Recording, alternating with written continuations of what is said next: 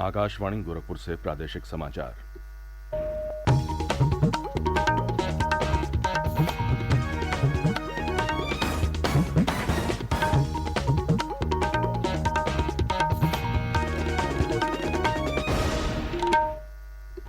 नमस्कार। समाचार बुलेटिन के साथ मैं विकास राय। पहले मुख्य समाचार। राज्यपाल और कुलाधिपति आनंदीबेन पटेल ने वाराणसी के महात्मा गांधी काशी विद्यापीठ के दीक्षांत समारोह को किया संबोधित। विद्यार्थियों से राष्ट्र और समाज के उत्थान में अपना योगदान देने का किया आह्वान। निकाय चुनाव में ओबीसी आरक्षण के लिए गठित आयोग की पहली बैठक संपन्न। केंद्र सरकार ने कोविड से बचाव की तैयारी सुनिश्चित करने के लिए प्रधानमंत्री के पिछले दिशा निर्देशों के अनुपालन की समीक्षा की। और प्रदेश के अधिकांश स्थानों पर शीतलहर और कोहरे से जनजीवन प्रभावित। मौसम विभाग ने आने वाले दिनों में तापमान में और गिरावट होने की जताई संभावना।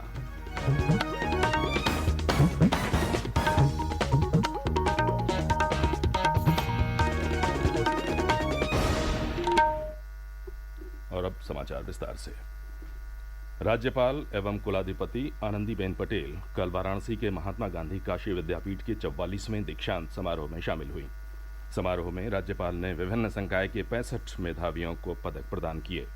इस अवसर पर उन्होंने पदक प्राप्त करने वाले विद्यार्थियों को बधाई देते हुए भावी जीवन में सफलता के लिए शुभकामनाएं दी। समारोह में उपस्थित छात्र छात्राओं को संबोधित करते हुए आनंदीबेन पटेल ने कहा कि ज्ञान को केवल नौकरी पाने का साधन नहीं बनाना चाहिए। उन्होंने विद्यार्थियों से राष्ट्र और समाज के उत्थान में अपना योगदान देने का आह्वान किया। राज्यपाल ने विद्यार्थियों को स्वरोजगार के लिए भी प्रेरित किया। इसके बाद राज्यपाल ने वाराणसी के संपूर्णानंद संस्कृत विश्वविद्यालय के 40वें दीक्षांत समारोह में भी भाग लिया। दीक्षांत समारोह में उन्होंने 31 मेधावियों को 56 पदक प्रदान किए। समारोह को सर्वोच्च न्यायालय के पूर्व मुख्य न्यायाधीश शरद अरविंद बोबड़े ने भी संबोधित किया।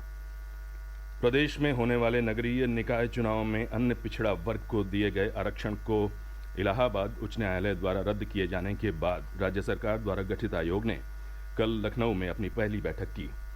बैठक के बाद आयोग के अध्यक्ष और पूर्व न्यायाधीश राम अवतार सिंह ने पत्रकारों को बताया कि आयोग के सदस्य सभी जिलों में जाएंगे और डाटा एकत्रित करेंगे। साथ ही जनप्रतिनिधियों से भी संपर्क किया जाएगा। उन्होंने कहा कि सरकार ने रिपोर्ट तैयार करने के लिए 6 माह का समय दिया है। केंद्र सरकार की नई एकीकृत खाद्य सुरक्षा योजना आज से लागू होगी। केंद्रीय मंत्रिमंडल के निर्णय के अनुसार नई योजना में राष्ट्रीय खाद्य सुरक्षा अधिनियम के अंतर्गत वर्ष 2023 में 81 करोड़ से अधिक लाभार्थियों को निःशुल्क खाद्यान्न उपलब्ध कराया जाएगा। यह योजना अधिनियम का प्रभावी और एक समान कार्यान्वयन सुनिश्चित करेगी। निःशुल्क खाद्यान्न के साथ साथ इस योजना से एक राष्ट्र एक राशन कार्ड कार्यक्रम का कार्यान्वयन भी सुनिश्चित होगा। एक दिवसीय चंदौली जनपद के दौरे पर आए केंद्रीय रक्षा मंत्री राजनाथ सिंह कल अपने पैतृक गांव भभौरा में एक निजी कार्यक्रम में शामिल हुए। उनके साथ केंद्रीय मंत्री डॉक्टर महेंद्र नाथ पांडे भी थे। बाद में पत्रकारों से बातचीत करते हुए केंद्रीय मंत्री राजनाथ सिंह ने कहा कि देश की सीमाएं पूरी तरह से सुरक्षित हैं। सीमा पर मुस्तैद सेना के जवान अपनी जिम्मेदारियों का बखूबी निर्वहन कर रहे हैं। उन्होंने कहा कि भारत आत्मनिर्भर होने की दिशा में तेजी से अग्रसर है। 9 वर्ष पर देशवासियों को बधाई देते हुए श्री सिंह ने कहा कि कोरोना को लेकर देश पूरी तरह से सजग है। उन्होंने लोगों से कोविड प्रोटोकॉल का पालन करने की अपील की। प्रादेशिक समाचार आप आकाशवाणी गोरखपुर से सुन रहे हैं। ये समाचार बुलेटिन हमारे YouTube channel AIR news Gorakhpur और ट्विटर हैंडल AIR न्यूज_GKP पर भी उपलब्ध है। केंद्र सरकार ने देश में कोरोना की स्थिति और बचाव की तैयारियों के कुशल प्रबंधन के बारे में प्रधानमंत्री नरेंद्र मोदी के पिछले दिशा निर्देशों के अनुपालन की समीक्षा के लिए कल एक उच्च स्तरीय बैठक की। प्रधानमंत्री के प्रधान सचिव डॉक्टर PK मिश्रा ने इस बैठक की अध्यक्षता की। बैठक के दौरान उन्होंने जापान, दक्षिण कोरिया, चीन, सिंगापुर और ब्राजील सहित दुनिया के अन्य हिस्सों में कोविड मामलों के बढ़ने के बारे में जानकारी दी गई। श्री मिश्रा को बताया गया कि 29 दिसंबर से विदेशों से आने वाले यात्रियों के लिए दिशा निर्देशों में बदलाव किया गया है।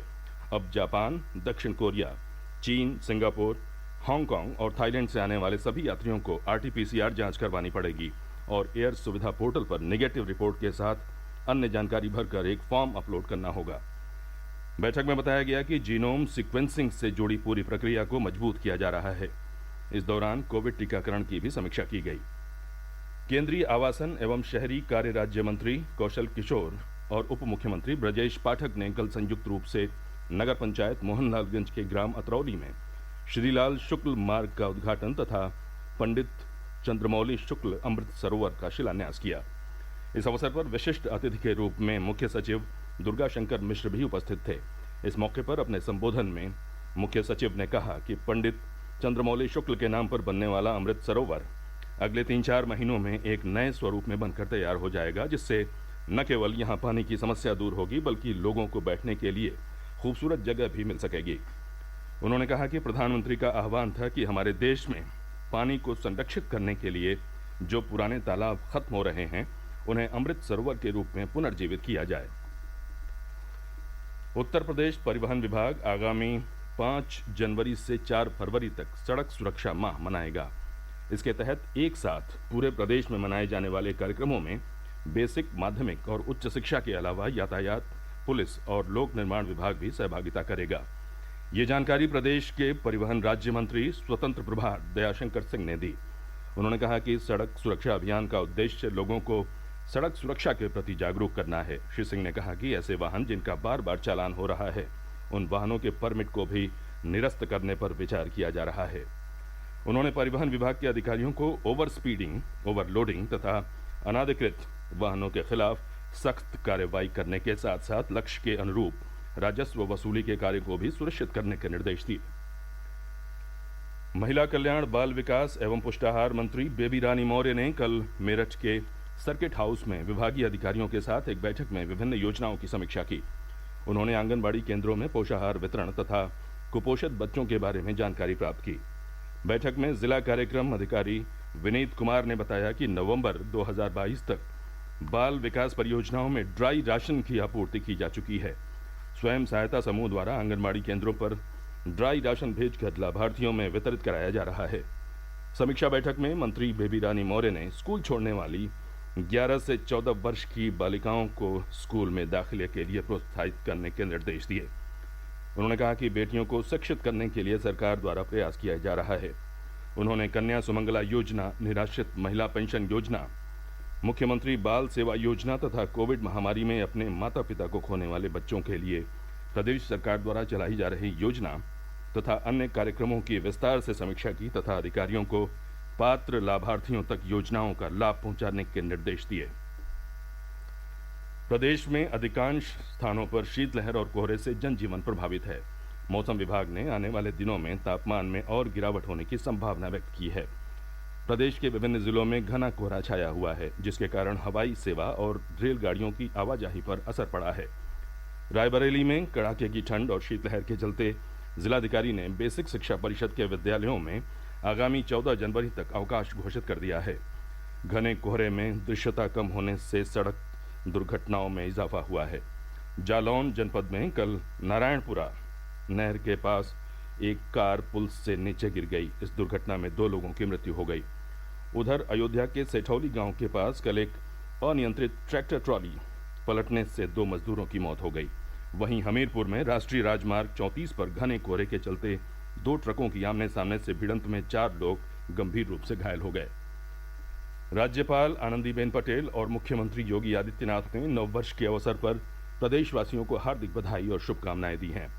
राज्यपाल ने कामना की कि ये वर्ष सबके लिए सुखद, स्वास्थ्यपरक और समृद्धि कारक हो। मुख्यमंत्री योगी आदित्यनाथ ने अपने संदेश में कामना की कि नए वर्ष में सभी प्रदेशवासियों का जीवन सुख, समृद्धि, सौभाग्य, उत्साह और आरोग्यता से अभिसिंचित रहे। और अंत में मुख्य समाचार एक बार फिर से। राज्यपाल और कुलाधिपति आनंदीबेन पटेल ने वाराणसी के महात्मा गांधी काशी विद्यापीठ के दीक्षांत समारोह को किया संबोधित। विद्यार्थियों से राष्ट्र और समाज के उत्थान में अपना योगदान देने का किया आह्वान। निकाय चुनाव में ओबीसी आरक्षण के लिए गठित आयोग की पहली बैठक संपन्न। केंद्र सरकार ने कोविड से बचाव की तैयारी सुनिश्चित करने के लिए प्रधानमंत्री के पिछले दिशा निर्देशों के अनुपालन की समीक्षा की। और प्रदेश के अधिकांश स्थानों पर शीतलहर और कोहरे से जनजीवन प्रभावित। मौसम विभाग ने आने वाले दिनों में तापमान में और गिरावट होने की जताई संभावना। इसी के साथ ये समाचार बुलेटिन समाप्त हुआ। नमस्कार।